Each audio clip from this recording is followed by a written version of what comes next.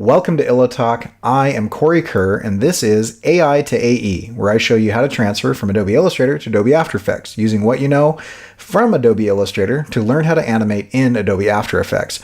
Today we're going to talk about the 3 things that you need to know to import Adobe Illustrator files correctly into Adobe After Effects. The first one is that you need to name your layers. That's very important. The second one is that only high-level layers are separate once you import it. And the third one is that you need to import things as composition retain layer sizes. I'm going to get into more detail on that on each one of those steps right now.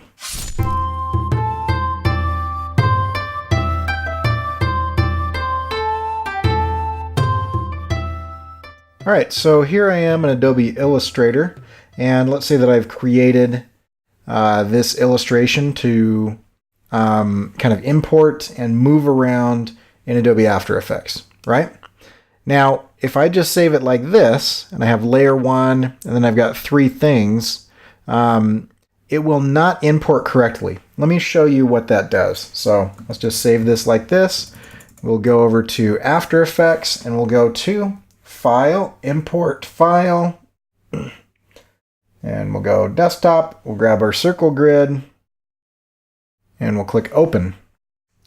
You'll notice that when you double click on this, everything is in one thing, right?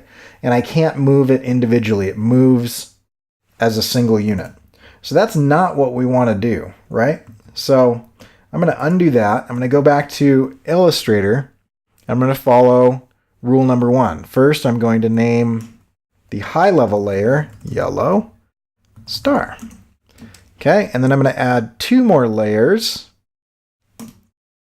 Orange Grid. And 1 more. Oop, already did that. Rename this one Blue Circle. Okay, and then I'm going to take all of those. I'm going to put them in. Now let me expand this so you can see what's going on.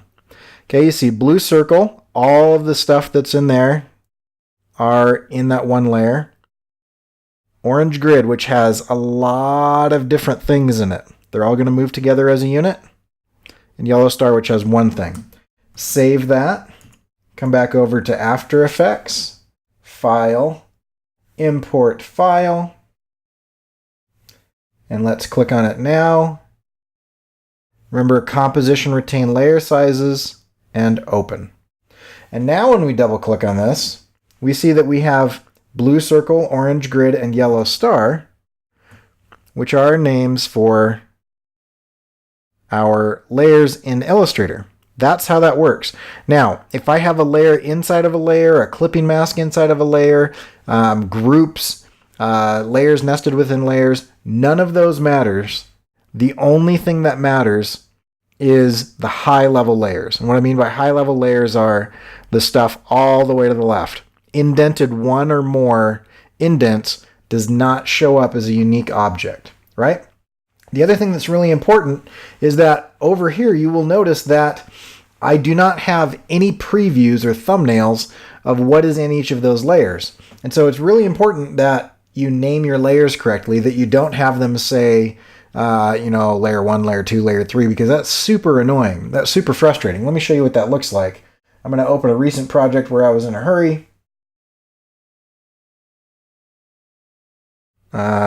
Don't save that for a minute.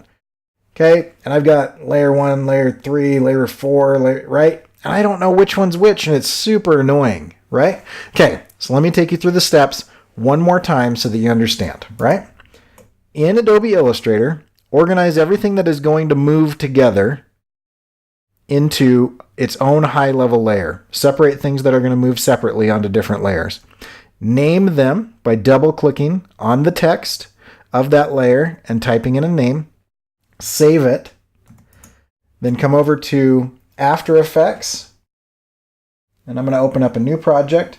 And you go to File, Import File, or Command I on a Mac, Control I on a PC, File, Import File, and click on File.